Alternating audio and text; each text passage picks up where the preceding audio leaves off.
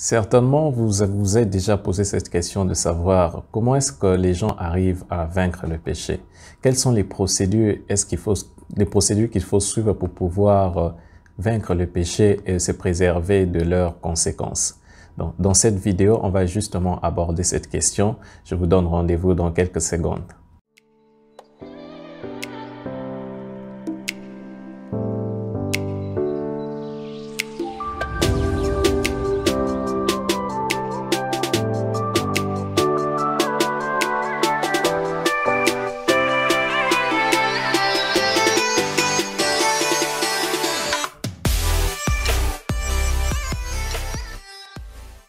Bienvenue, nous revoilà. Je m'appelle Karl Basila, c'est moi qui suis l'auteur de cette chaîne. Je suis un coach, j'aide les chrétiens, les personnes en général, à découvrir la destinée, à établir les transformations nécessaires, à appliquer les transformations dont ils ont besoin dans leur vie pour pouvoir manifester leur destinée. Comme j'ai dit tout à l'heure, aujourd'hui nous allons aborder le thème plutôt du péché, comment vaincre le péché. Et je vais vous donner quelques caractéristiques du péché et après cela, on va aborder le sujet du jour qui est comment est-ce qu'on fait pour vaincre ce péché. Déjà, il faut savoir que le péché signifie rater le but.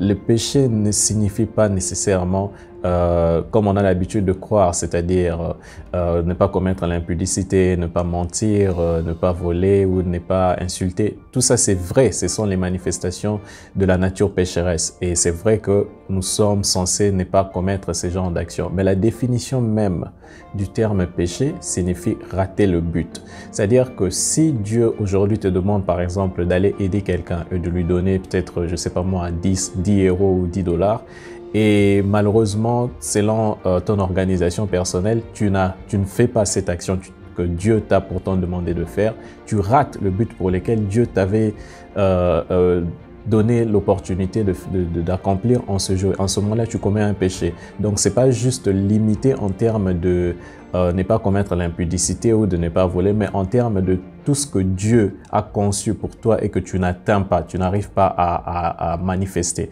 Donc, c'est ça, au fait, la définition du mot péché.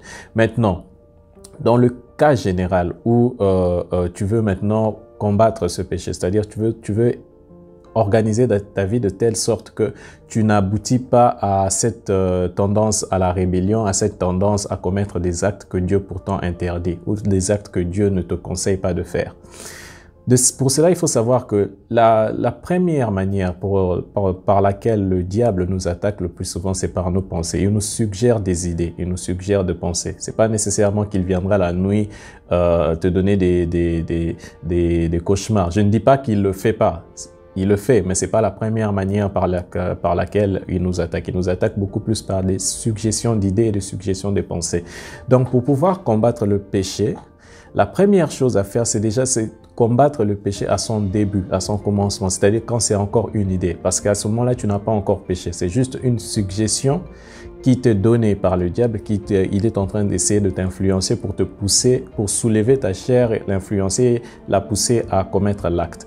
Donc, la tactique que moi je vous donnerai, c'est de vraiment veiller au commencement, c'est-à-dire au début. Il y a plusieurs méthodes que tu peux faire pour justement bloquer cette suggestion d'idée. Premièrement, tu peux commencer par volontairement penser à autre chose, donc activement chercher à penser à autre chose, c'est-à-dire détourner ses pensées. Peut-être si tu reçois une pensée d'impudicité, activement tu commences à penser peut-être à, je sais pas moi, à la chose que tu aimes faire. Peut-être tu aimes cuisiner, tu commences à penser à la cuisine, ou alors tu commences à penser à tes cours, c'est-à-dire que tu essaies de détourner tes pensées de cette pensée mauvaise qui est en train de te venir dans la tête. Bon, il n'y a pas que ça. Tu peux aussi faire ça avec la parole de Dieu. D'ailleurs, ça c'est beaucoup plus efficace. C'est-à-dire que quand il y a une pensée d'impudicité qui te monte par exemple dans le cœur, directement tu contrecarres ça par la parole de Dieu qui dit que tu es le temple du Saint-Esprit. Tu déclares directement. Il faut déclarer à haute voix. Il ne faut pas subir au fait ces pensées-là. Il faut être actif dans la repousse, c'est-à-dire que dans la riposte. C'est-à-dire que c'est quand la pensée vient, tu ripostes directement et à haute voix. Il faut parler que je suis le temple du Saint-Esprit, je suis saint. Tu répètes les versets que tu as en toi. C'est pour cela que c'est très important d'avoir les versets en toi. Parce que le Saint-Esprit va commencer à te rappeler ces versets-là quand tu es devant différentes situations de la vie qui pourront peut-être te pousser au péché. À part ça, il y a aussi des chansons religieuses, c'est-à-dire que si tu es une personne qui a tendance à te laisser bercer par la musique, tu peux mettre des musiques d'adoration qui peuvent complètement te changer les idées, te changer de pensée, et ils vont attirer la présence du Saint-Esprit qui va t'aider aussi. Et à part ça, il y a aussi d'autres méthodes. Par exemple, tu peux commencer à prier en langue. Ça aussi, c'est une autre méthode. Ça aussi, c'est très efficace. Ça aide beaucoup. Tu peux commencer à prier en langue.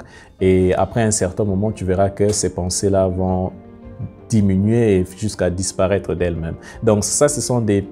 Il y a d'autres mesures que tu peux prendre, mais ça, ce sont les principales mesures que je vous conseillerais de faire. Vraiment, essayer ou peut-être mieux, tu peux aussi, dans certains cas, si par exemple tu vis seul, tu sens que quand tu es seul chez toi, il y a des pensées qui te viennent. Tu peux prendre un temps et sortir et tu pars te promener. Juste question de te changer les idées. C'est vraiment ça. Il faut vraiment que tu sois dans cette posture où tu cherches à vraiment changer les idées. C'est pour cela même la Bible nous parle de la transformation de notre système de pensée. Tout ça fait partie. Au fait, toutes ces choses-là, ces versets-là, il ne faut pas juste les appliquer dans un seul sens, dans le sens où, par exemple, la transformation du système de pensée, juste dans le sens où, par exemple, pour accomplir sa destinée. Tu peux faire ça aussi tous les jours, dans les cas réels, les cas concrets que tu es en train de confronter. C'est-à-dire que devant cette suggestion des pensées de péché, tu cherches vraiment à transformer ta pensée, à changer ta pensée. Et il faut être actif dans ce genre de processus.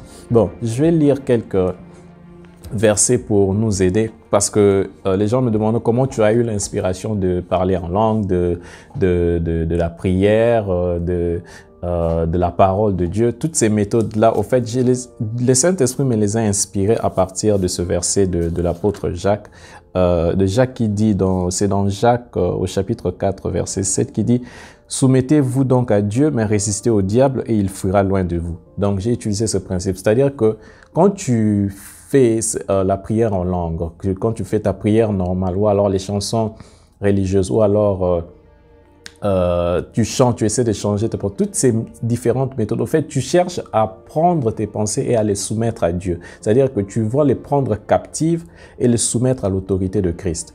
Et quand tu fais ça maintenant, en faisant ça, tu es en train de résister au diable. Et quand tu lui résistes comme ça, en mettant Dieu comme autorité, il finira par fuir. Ces pensées, comme ce sont des pensées qui viennent de lui, il finira par te lâcher et à ce moment-là, Dieu prendra le dessus et tu pourras continuer à vivre ta vie sans aucun souci. Il y a d'autres versets que vous pouvez toujours, que je peux aussi vous inviter à lire. Par exemple, le verset de Philippiens 4 au verset 13 qui dit « Je peux tout en celui qui me rend fort. Je peux tout par celui qui me fortifie. » Ça aussi, c'est un verset qui aide. C'est-à-dire que quelle que soit cette suggestion d'idée, il faut savoir que tu as aussi le choix. Ça, c'est important de rappeler que nous tous, nous avons un choix. Tu as le choix de choisir ta réaction. C'est-à-dire que le diable ne peut pas, il n'a pas cette autorité de t'imposer une action ou un comportement. Il te suggère, mais à la fin, c'est toi qui as le choix. Donc, c'est toi qui choisis comment tu réagis devant les situations de ta vie. Donc, ça aussi, c'est très important. Et comme tu as le choix, donc tu peux choisir la méthode que tu trouves qui te convient le mieux et tu utilises cette méthode-là pour pouvoir activement changer tes pensées et ainsi tu te soumets à Dieu et tu le laisses te conduire pour le reste de tes activités. Bon, il y a un autre verset aussi de 1 Corinthiens 10 au verset 13 qui dit « Les tentations auxquelles vous avez été exposés ont été à la mesure de l'homme.